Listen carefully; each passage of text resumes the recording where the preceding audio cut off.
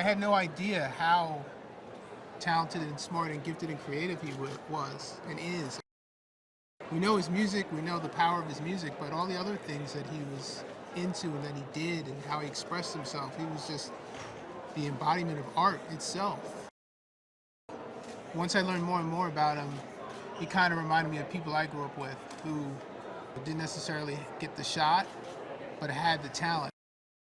Coming up when he did, like, I could assume that racism was a part of what he was dealing with, but of course there's a music industry and gangsters and mobsters and people who want to take advantage of you and so many different things, so many different worlds that he had to navigate that if he was any other person, it wouldn't have happened. It had to be a very special person to be the person he became.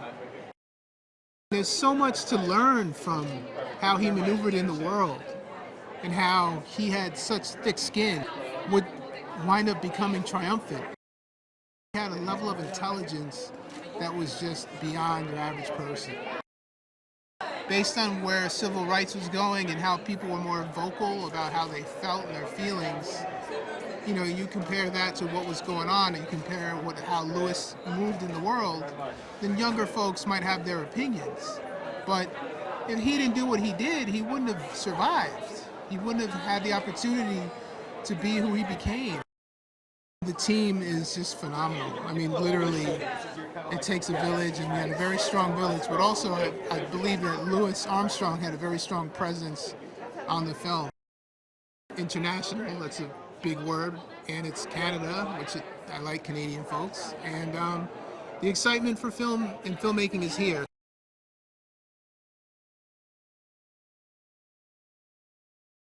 Pops was a person who never really got the credit for being the true innovator that he was. But you know, there was nobody doing what he was doing on the trumpet. Nobody. You know, even to this day. What I did was I took some of the things from Black and Blue, the song itself, and some other things, harmonic progressions, and tried to use those as the emotional backdrop to some of these scenes as like a continuation from when you're hearing the composition in the documentary. People thought of him a certain way, but he was very conscious about all the social issues that were plaguing our country, very conscious about his history and what his place in history. That's the reason why we have all of these vocal recordings. One of the most powerful figures in the world of jazz. My favorite song of his is West End Blues.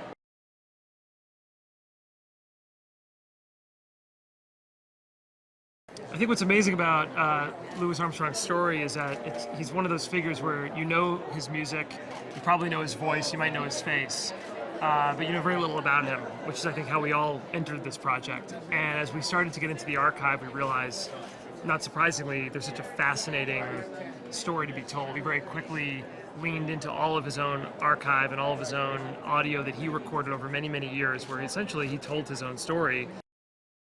Power in his voice, power in his performance, power in his image. I think virtuosity, he's a genius, full stop, in terms of what he's been able to do musically and how he's informed every artist you see on a stage today can somehow draw a direct line back to what Louis did. What I love about Toronto specifically is that it's just real people who like to go see movies. The fact that it happens downtown in the city, as much as industry is here and much celebrity and Hollywood is here, it really is a festival for the people. I love this festival.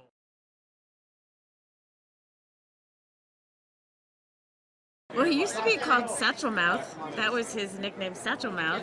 And he had taken his first trip over to Europe, and this guy from a jazz magazine walked up to him and said, "Hey, Satchmo."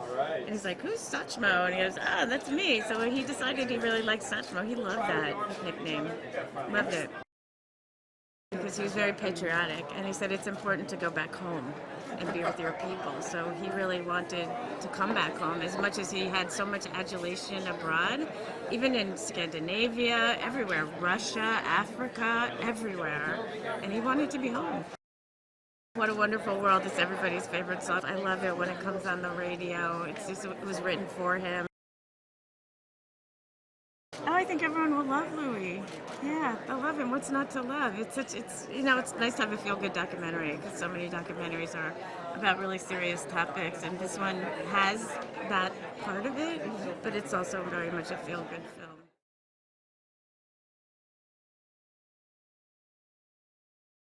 Louis Armstrong Educational Foundation is an entity that Louis Armstrong and Lucille formed themselves with a mission to create and to educate kids about music.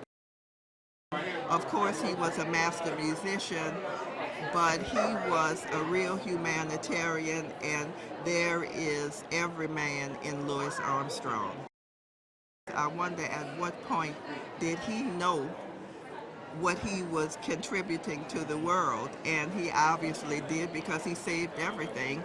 He curated his own story, and he also brought his message to the world. His message is love. I think Sacha's vision is perfect. I think anyone who sees the documentary will walk away knowing who Louis Armstrong was. Sacha did a wonderful and a great job doing that.